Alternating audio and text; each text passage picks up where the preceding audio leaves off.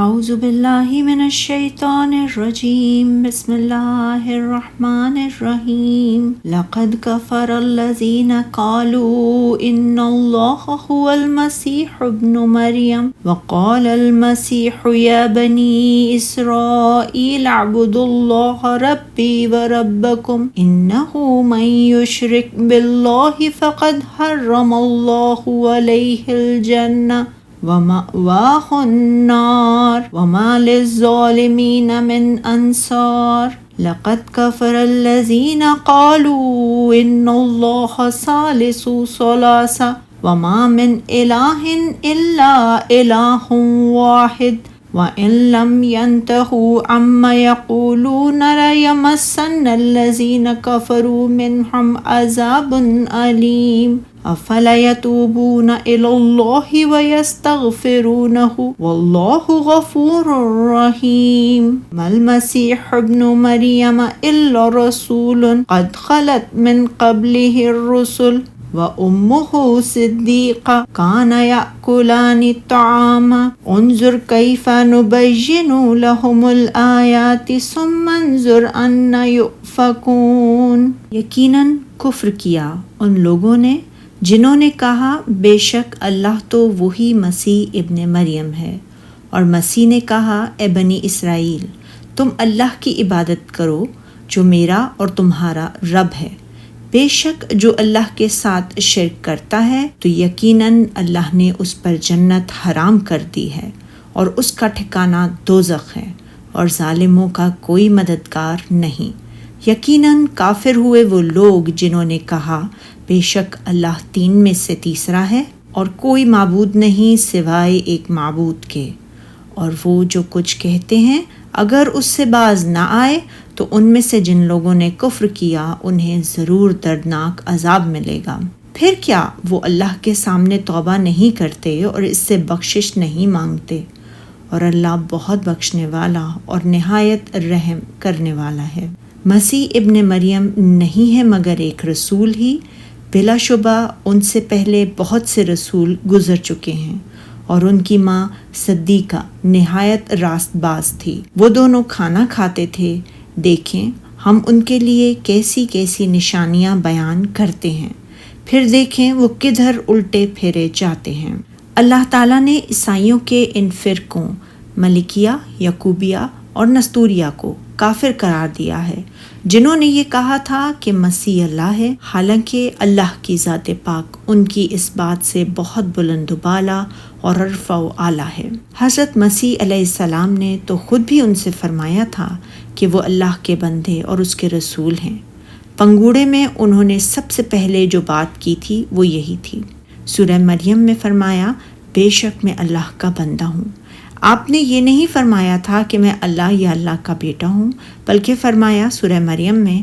بے شک میں اللہ کا بندہ ہوں، اس نے مجھے کتاب دی ہے اور مجھے نبی بنایا ہے۔ فرمایا سورہ مریم میں اور بے شک اللہ ہی میرا اور تمہارا پروردگار ہے، لہٰذا تم اسی کی عبادت کرو، یہی سیدھا راستہ ہے۔ اسی طرح انہوں نے حالت نبوت میں بھی انہیں اپنے اور ان کے رب تعالیٰ واحد اللہ شریک کی عبادت کا حکم دیا تھا۔ اسی لیے اللہ تعالیٰ نے فرمایا اور مسیح یہود سے یہ کہا کرتے تھے اے بنی اسرائیل اللہ ہی کی عبادت کرو جو میرا پروردگار ہے اور تمہارا بھی پالنہار ہے، اور جان رکھو کہ بے شک جو شخص اللہ کے ساتھ شرک کرے گا یعنی اس کے ساتھ غیر کی عبادت کرے گا تو یقیناً اللہ اس پر بہشت کو حرام کر دے گا اور اس کا ٹھکانہ دوزخ ہے، یعنی اللہ نے ان کے لیے جہنم کو واجب اور جنت کو حرام قرار دے دیا ہے۔ جیسا کہ اللہ تعالیٰ نے فرمایا سورہ نساء میں بے شک اللہ اس گناہ کو نہیں بخشے گا کہ کسی کو اس کا شریک بنایا جائے، اور اس کے سوا جس کو چاہے گا بخش دے گا۔ اور فرمایا سورہ اعراف میں اور دوزخی جنتیوں سے پکار کر کہیں گے کہ کسی قدر ہم پر پانی بہاؤ، یا جو رزق اللہ نے تمہیں عنایت فرمایا ہے ان میں سے کچھ ہمیں بھی دو۔ وہ جواب دیں گے بے شک اللہ نے جنت کا پانی اور رزق کافروں پر حرام کر دیا ہے۔ صحیح بخاری میں ہے نبی اکرم صلی اللہ علیہ وآلہ وسلم نے ایک شخص کو بھیجا تاکہ لوگوں میں جا کر یہ اعلان کر دے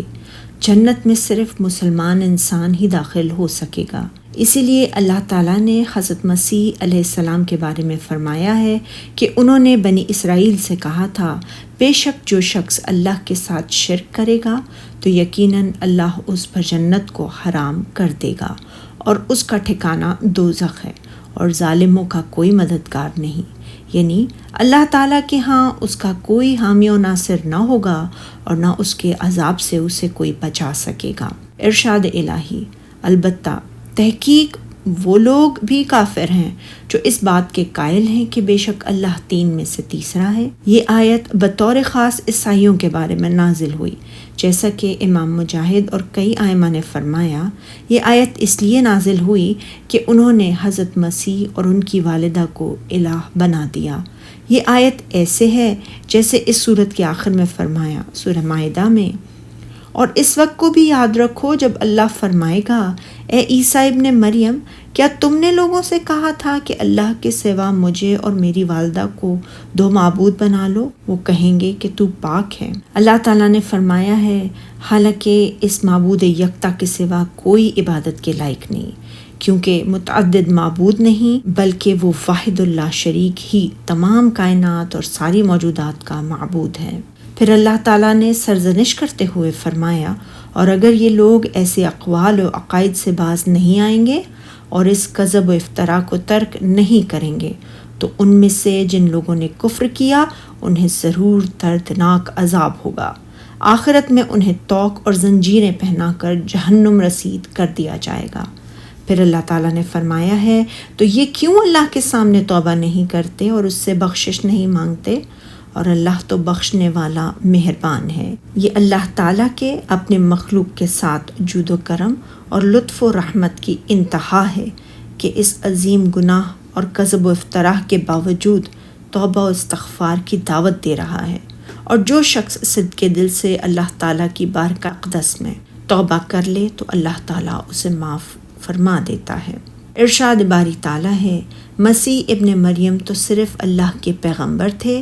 تحقیق ان سے پہلے بھی بہت سے رسول گزر چکے ہیں، یعنی وہ بھی سابقہ تمام انبیاء کرام کی طرح بندگان الہی میں سے ایک بندے اور اس کے رسولوں میں سے ایک رسول ہیں، جیسا کہ اللہ تعالیٰ نے فرمایا سورہ زخرف میں، وہ تو ہمارے ایسے بندے تھے جن پر ہم نے فضل کیا اور بنی اسرائیل کے لیے ہم نے ان کو اپنی قدرت کا نمونہ بنا دیا،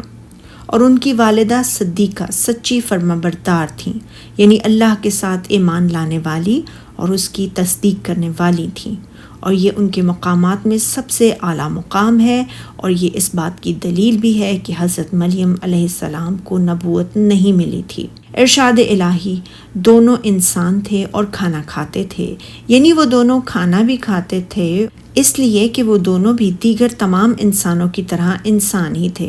معبود نہیں تھے، جیسا کہ عیسائیوں کے کئی جاہل فرقوں نے انہیں معبود بنا لیا تھا۔ ان پر قیامت تک اللہ تعالیٰ کی لعنت برسے۔ دیکھیں ہم ان لوگوں کے لیے اپنی آیتوں کو کس طرح کھول کھول کر بیان کرتے ہیں، انہیں بے حد واضح اور ظاہر کر دیتے ہیں، پھر دیکھیں کہ یہ کدھر پھرے جا رہے ہیں۔ اس بیان اور وضاحت اور صراحت کے بعد یہ کدھر جا رہے ہیں، کس قول کو یہ تھامے ہوئے ہیں، یہ کس گمراہ مذہب کو اختیار کیے ہوئے ہیں۔ سبحانک اللہم و بحمدک، اشہد ان لا الہ الا انت، استغفرک و اتوب الیک۔